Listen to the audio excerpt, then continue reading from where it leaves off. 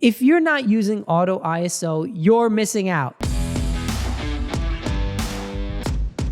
Auto ISO is one of those features that I ignored for a long time, considering it not much more than a gimmick. It wasn't until recently that I decided to try auto ISO, and quickly I realized that I was missing out on a very valuable and practical feature. As the name suggests, in auto ISO mode, the camera will pick the correct ISO value for the scene being metered. Initially, the idea of letting my camera pick the ISO value seemed not only silly to me, but also like a genuinely bad idea, since I was afraid of winding up with grainy images because the camera chose a high ISO. I was also firmly entrenched in a film shooter's mentality, since I grew up in an era when using ISO 800 film was pushing the boundaries of grain, and typically only used that as a last resort. Obviously, the world changed a long time ago, but as many of us know, habits die hard, especially for us photographers. The beauty of using auto ISO is in the customization possible. The camera doesn't simply pick any appropriate ISO for your exposure, but it gives you a number of options to ensure that you don't wind up with extremely grainy or blurry photos. In this video, I'm going to explain how this feature works using my Canon EOS R5 camera,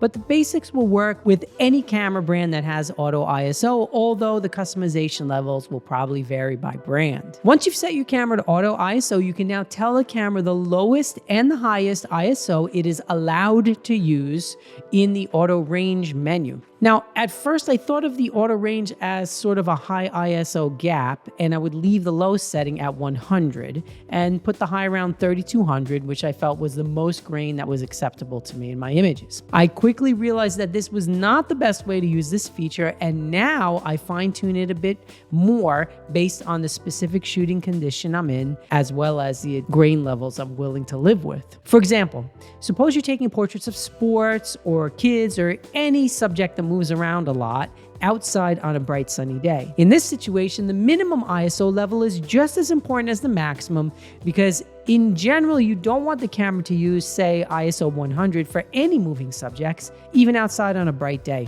It's much more practical to have the minimum ISO set to, say, 400 in this situation, since you want the camera to be able to pick as fast a shutter speed as possible if and when you are shooting in auto or aperture priority, and the difference between 100 and 400 for the most part is negligible. If the camera picks a slower shutter speed because you decided to leave the auto ISO on low of 100, for instance, your photo might come out blurry. As another example, if you know that you'll be in a dark room where 100, 400, even 800 ISO isn't going to cut it, make sure that your low range reflects that. So in general, my suggestion is to keep the low and the high range a bit closer together for best results. Now, all of this might seem obvious, but it took me a while for this to sink in, probably because I do come from a time where we did our best to always use the lowest ISO possible at all times.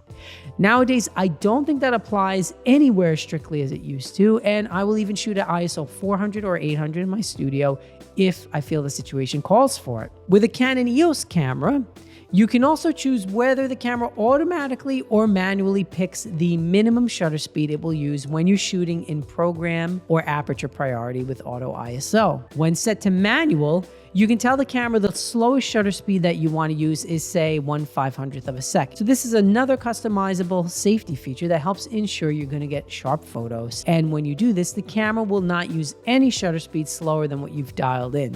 The minimum shutter speed auto setting, however, is much more interesting. In this setting, the minimum shutter speed is set automatically, but it's based on the focal length of the lens you're using. By adjusting that menu slider, you can tell the camera to use a faster shutter speed or a slower shutter speed than the focal length of the lens attached. This way, for instance, if you're using a 200mm lens, the camera will not use a shutter speed slower than 1/200th by default. But by setting that to faster, you can tell the camera you want to use a shutter speed 1, 2, or 3 stops faster than 1/200th. By choosing slower, the opposite is done. This, in my opinion, makes auto ISO a very practical and flexible feature, even for someone like me who shoots mostly in manual. By far, the most common way I use auto ISO is when shooting in aperture priority. In this mode, the camera picks the shutter speed and the ISO, and I just dial in the aperture that I want. As a portrait photographer, selecting a wide aperture is almost always my main concern. And with 2 small children, I find this to be one of my favorite ways to shoot them. I love not having to worry about the camera picking a shutter speed that's going to be too slow for fast-moving kids, or an ISO setting that's going to be so high that my images are more grainy than I find acceptable. By dialing in my auto ISO settings, I'm able to retain creative control in situations where I don't have a ton of time to fiddle with settings. In other words, any situation where my kids are involved. I found myself using auto ISO with aperture priority more and more when I leave my studio and work in natural light, whether it's taking pictures of the kids or, say, a concert in a dimly lit venue. The last benefit of using auto ISO is that you can still dial in exposure compensation and fine-tune your image. I often like to intentionally over or underexpose my images to create a certain look or certain effects, which is why I also prefer to shoot in manual mode most of the time. But as with my other misconceptions regarding auto ISO, I initially thought it would cancel out exposure compensation, and this is not the case. This adds another dimension of flexibility to auto ISO since I'm retaining a good amount of creative control over my camera. And I often find myself changing ISOs on the fly during a shoot,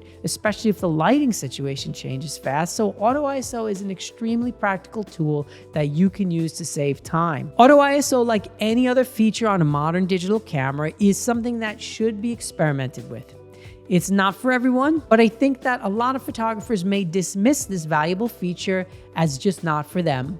I know that I did, and I'm glad that I finally tried it out because I've added a very valuable tool to my photographic toolbox. So my suggestion, as always, is try it out for yourself and see how you like it. Also, let me know in the comments below how you use auto ISO. I always learn so much from my viewers about the best settings for these different features, so I'm definitely interested to hear what you've been doing with auto ISO. Well, that's all I have for you today, everyone. Thanks as always for tuning in. Don't forget to gently press that like button. There is no need to smash it. Make sure you subscribe to the channel, and if you want to know when my next video is going to drop, hit that notification bell since I post these videos at all hours of day and night with no rhyme or reason, and I do apologize for that. And here's to wishing you a great day. Go out, take some awesome pictures, and I will see you next time. Bye, everyone.